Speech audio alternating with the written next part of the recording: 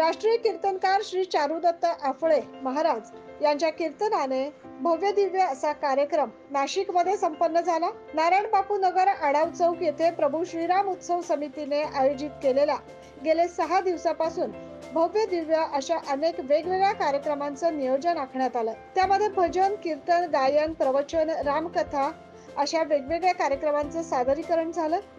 परिसरातील नागरिकांसाठी तसेच राम भक्तांसाठी या कार्यक्रमाच्या माध्यमातून चांगले विचार मांडून आणि संदेश देण्यात आला।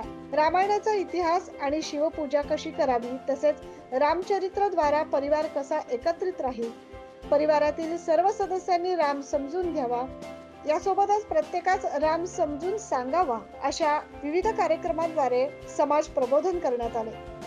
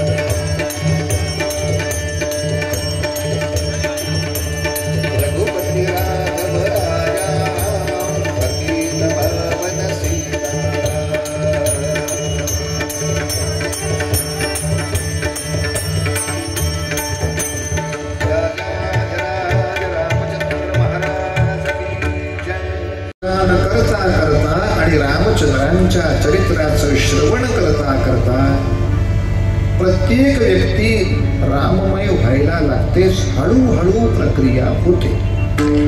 आता राममय म्हणजे काय तो विषय थोडा विचारात घेऊ। म्हणजे कशी होते? रामासारखी व्हायला लागते म्हणजे कशी होते?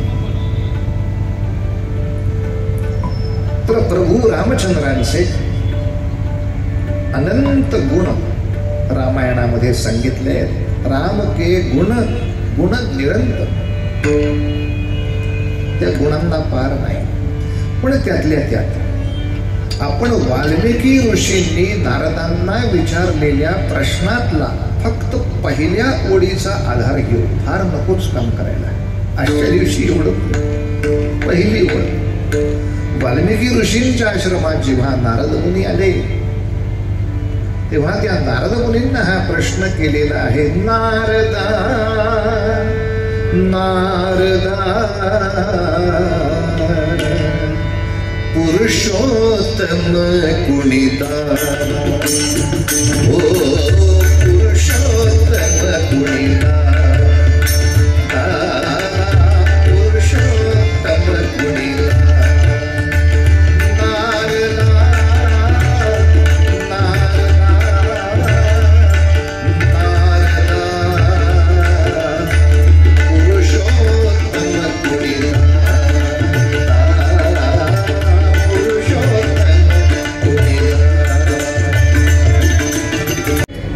अंगावर साधी वल्कल, तरुणो रूप संपन्नो सुकुमारो महाबलो, पुंडलीक विशालाक्षो श्रीकृष्णाजिरांकर, फलभूदाशिनो दात्तौ तापसो ब्रह्मचार्य, पुत्रौ दशरथस्यैतो भ्रातरौ राम लक्ष्मण।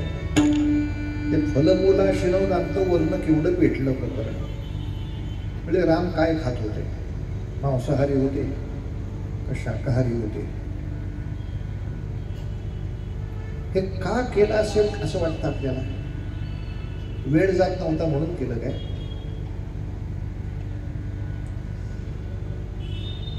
तर शाकाहारी हिंदू आणि मांसाहारी हिंदू यामध्ये भांडण लागावं या हेतून केलेला हा उपद्व्याप आहे। पण लक्षात घ्या, भारतामध्ये हिंदूंमधलीच एक प्रचंड मोठी संख्या अपरिहार्यपणे मांसाहार करते।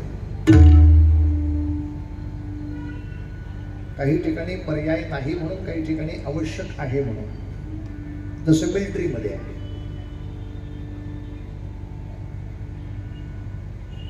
आणि मग याच्यातून साधायचं काय? बघा, मांसाहाराला हे लोक पाप म्हणतात, म्हणजे मग मांसाहारी लोकांना रामापासून फोडा. रामाचे भक्त कमी करण्यासाठी चाललेली विकृत कारस्थान ह्याला म्हणतात. की त्यांना शाकाहारी का, तुम्ही मांसाहारी ठरवलं की शाकाहारी त्याच्यापासून दूर होतील, शाकाहारी ठरवलं की मांसाहारी दूर होतील. या उपद्व्यापासाठी काढलेलं हे पिल्लू. तेव्हा आपल्याला जर कोणी त्रास दिला आणि विचारलंच ते शाकाहारी होते का मांसाहारी होते, म्हणजे आम्हाला बाकीचं काही माहित नाही, ते कुठले आहारी होते याच्यावर आमचा विषयच नाहीये. मग ते रावणाचा आहार करत होते हे सगळ्यात महत्वाचं. आमच्या दृष्टीने शत्रू मारला आणि परित्राणाय साधूना विनाशायाचे दुष्कृताम काम केलं, ते आमच्या दृष्टीने ते परमपूजनीय आहे. सैनिक काय खातात आणि काय पितात याच्यावर सैनिकाचा मोठेपणा अवलंबून नाही.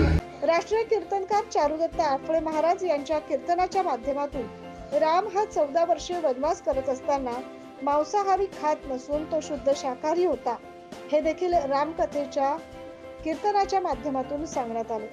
तसेच या कार्यक्रमाप्रसंगी निरोप समारोप घेताना जेलरोड येथील शिवजयंती समिती तसेच प्रभू श्रीराम उत्सव समिती यामधील सर्व सहकारी व मित्र परिवार उपस्थित होता आणि यांच्याच सर्वांच्या सहकार्याने हा कार्यक्रम यशस्वी करण्यात आला. या सर्व सहकाऱ्यांनी भरपूर मेहनत घेतली, त्यामुळे या सर्वांचा या प्रसंगी स्वागत आणि सत्कार करण्यात आला. नाशिक रोड उपनगर पोलीस स्टेशन वरिष्ठ पोलीस निरीक्षक जितेंद्र सपकाळ व चारुदत्त आफळे महाराज यांच्या हस्ते हे सत्कार संपन्न झाले. त्यानंतर प्रमुख मान्यवरांच्या हस्ते महाआरती देखील करण्यात आली.